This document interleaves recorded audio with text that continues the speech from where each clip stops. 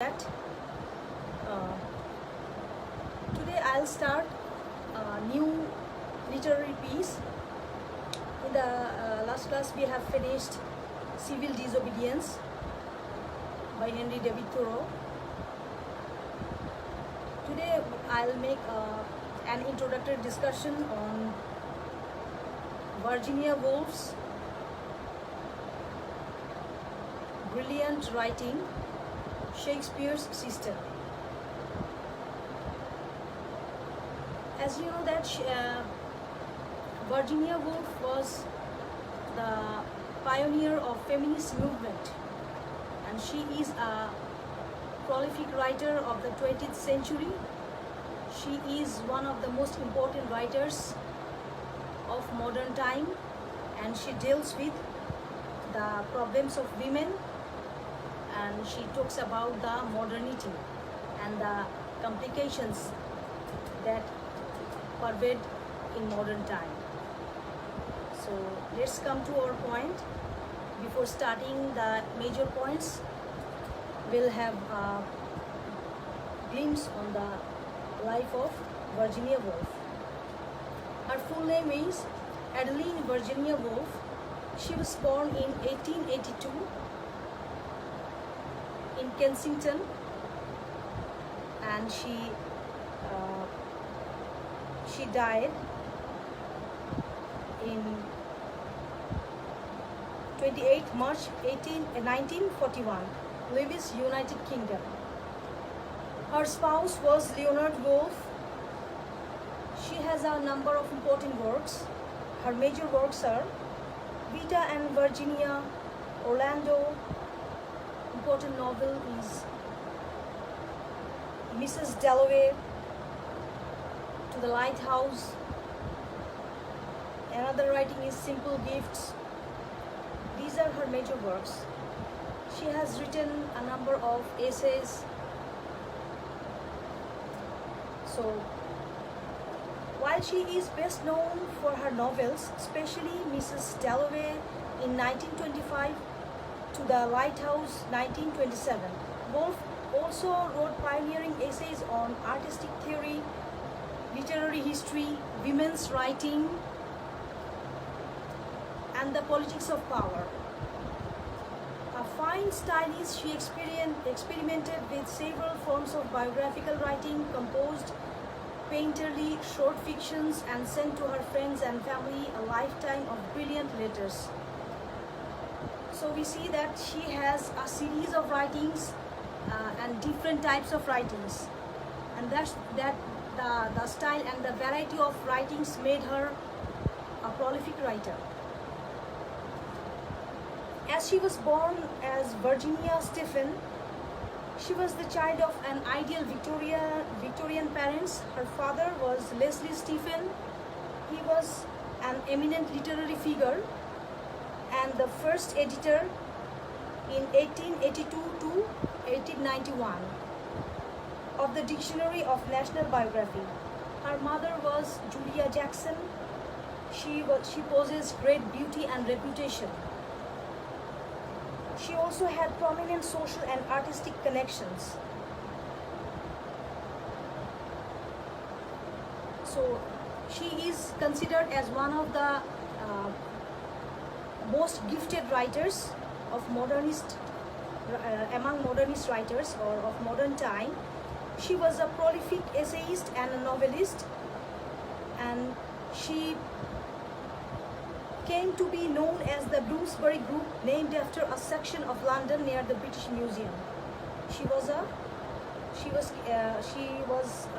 member of a group that was named Bloomsbury Group, and that Bloomsbury Group, it was near British Museum. Most members of the groups were writers, especially E.M. Forster, Lytton Strachey, and the critic Clive Bell, and some were artists such as Duncan Grant and Virginia Woolf's sister Vanessa Bell. The eminent economist John Maynard Keynes was a part of that group as well, along with a variety of other accomplished intellectuals. So that Bloomsbury Group was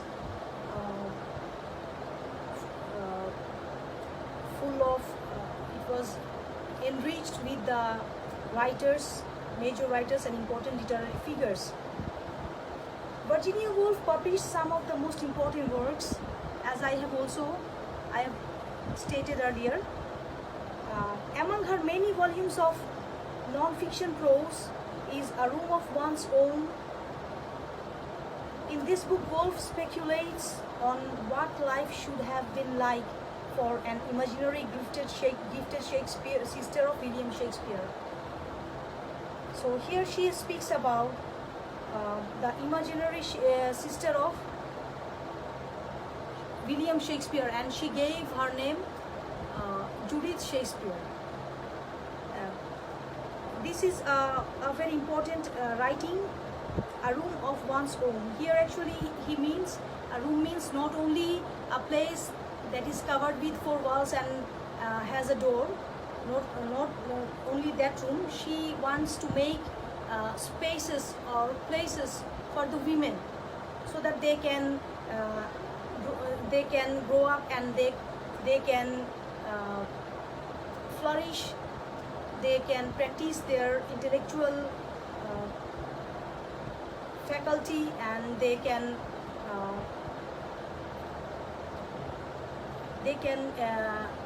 bloom in full.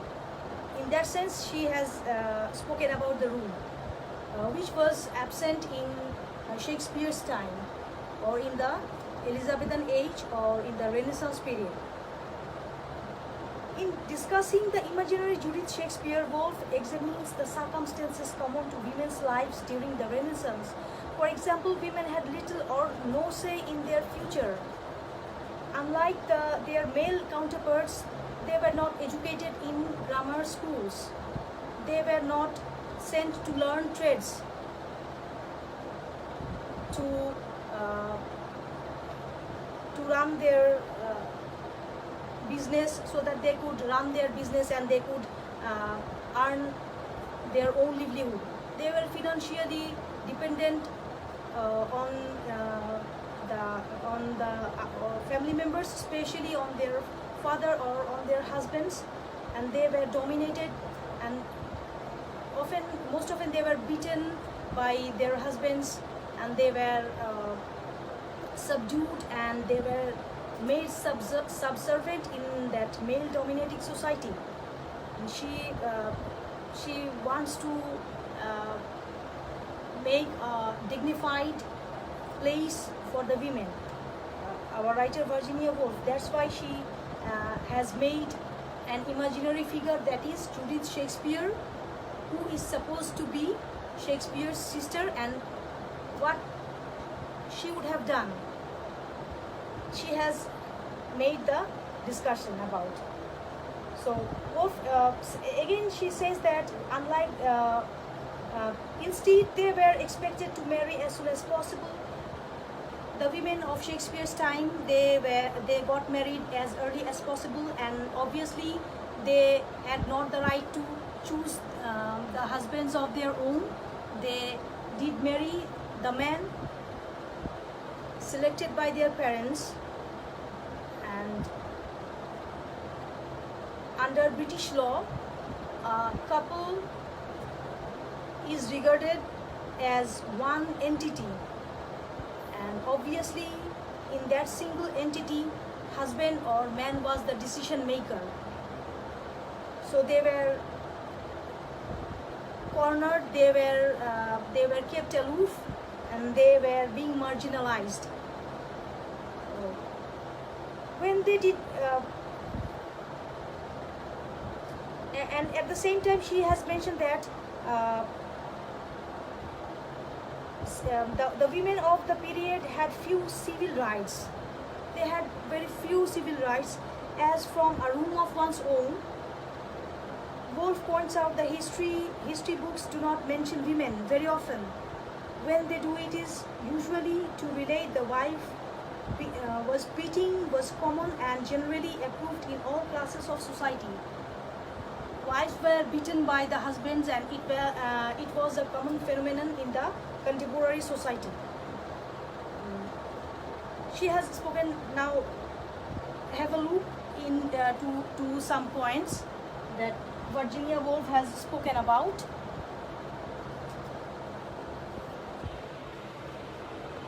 At one point, the author wanted to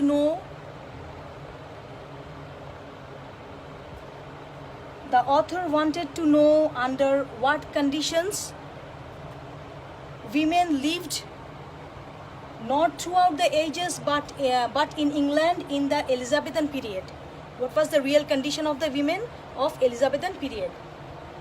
Then she goes on saying, for the author, the perennial puzzle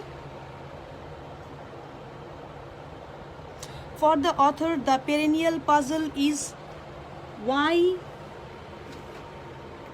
no women wrote a word of that extraordinary Elizabethan literature when every other man of that age could write at least a song or sonnet.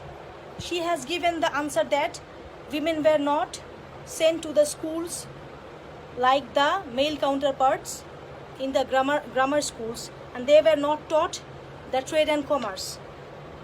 These were basic reasons. And another point further, she says, according to the author, fiction is like a spider's web. According to Virginia Woolf, fiction is like a spider's web. And then she goes on saying, contrary picture of women in poetry and history. Contrary picture of women in poetry and history. In poetry, women pervades poetry from cover to cover. But she is almost absent from history. That means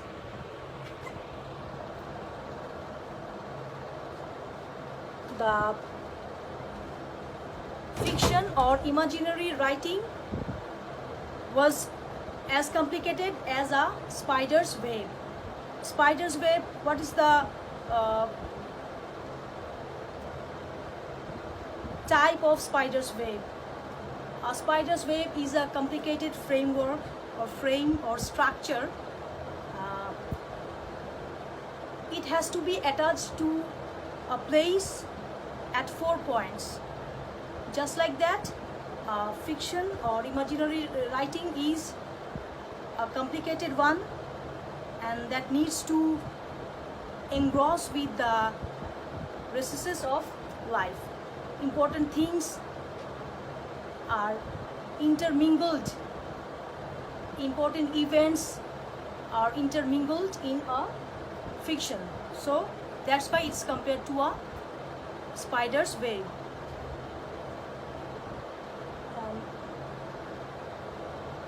The very important thing is when she speaks about that women are present in poetry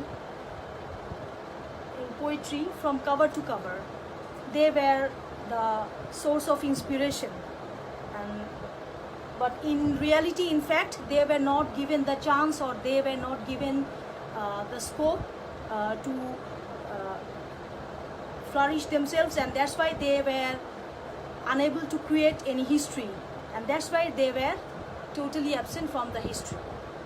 So these are the major points that Virginia Woolf has spoken in her writing Shakespeare's Sister.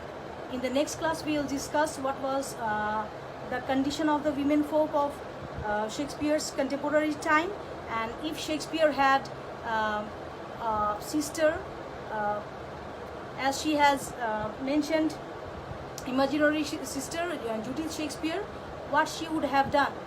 So we will discuss those things in the next class. Till then, take care, stay at home, stay blessed. Thank you all.